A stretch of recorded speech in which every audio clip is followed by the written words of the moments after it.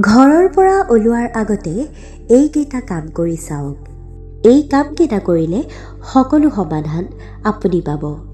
তেন্তে আজিৰ ভিডিঅ'ত আমি এইকেইটাৰ কামৰ বিষয়ে আলোচনা কৰিম। যদি আপুনি কোনো শুভ কামৰ বাবে ঘৰৰ পৰা ওলাই গৈছে, যেনে সাক্ষাৎকাৰৰ সময়ত বা যিকোনো সভাৰ সময়ত বা বিবাহ, আন কোনো গুৰুত্বপূৰ্ণ কাম, তেতিয়া আপুনি কিছু ব্যৱস্থা লোৱা উচিত।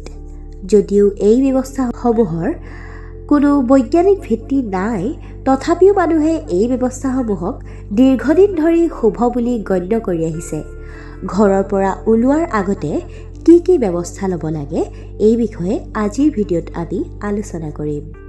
নমস্কাৰ, মই ডিম্পল নাথ। আপুনি শুনি আছে বি মটিভেটেড।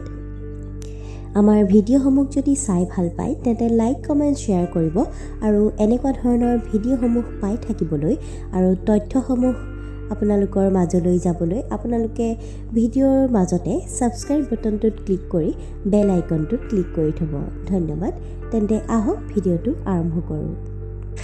ঘৰৰ পৰা ওলোৱাৰ আগতে হাতত কেইটামান চাউল লৈ এটা কলহ আৰু এটকা ৰাখি ধূপকাঠিৰে আৰতি কৰিব লাগে। আপুনি যি কামৰ বাবে আগবাঢ়িছে তাত আপুনি সফল হ'ব বুলি প্ৰাৰ্থনা কৰিব। ইয়াৰ পিছত ঘৰলৈ উভতি আহোঁতে শিৱ মন্দিৰত চাউল আৰু ধন আগবঢ়াব। ঘৰৰ পৰা ওলাই আহোঁতে একে কণ্ঠত ঈশ্বৰৰ নাম লোৱা বা মন্ত্ৰ পাঠ কৰিব।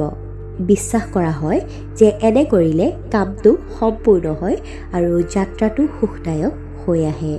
ঘৰৰ পৰা ওলোৱাৰ আগতে কোনো ধৰণৰ গালি-গালাজ বা ভুল শব্দ ব্যৱহাৰ নকৰিব। কাৰো লগত কাজিয়া কৰি আঁতৰি নাযাব। ঘৰৰ পৰা ওলোৱাৰ আগতে কোনো ধৰণৰ নেতিবাচক ধ্বনিযুক্ত শব্দ ব্যৱহাৰ নকৰিব। এনে কৰিলে কামৰ ওপৰত প্ৰভাৱ পৰে বুলি বিশ্বাস কৰা হয়। ঘৰৰ পৰা ওলাই আহোঁতে গুৰ খাই অলপমান পানী খাব লাগে। বিশ্বাস কৰা হয় যে এই কাম কৰিলে কৰ্মক্ষেত্ৰত সফলতা পোৱা যায়।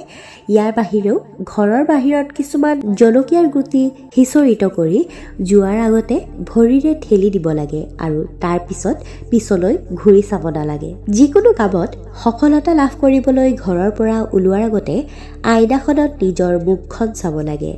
এনে কৰিলে শুভ বুলি গণ্য কৰা হয়। বিশ্বাস কৰা হয় যে দাপোনে আপোনাৰ ভিতৰৰ ধনাত্মক শক্তিক বহুগুণে বৃদ্ধি কৰে। ভিডিঅ'টো যদি চাই ভাল পালে তেন্তে লাইক, কমেণ্ট, শ্বেয়াৰ কৰিব। ধন্যবাদ।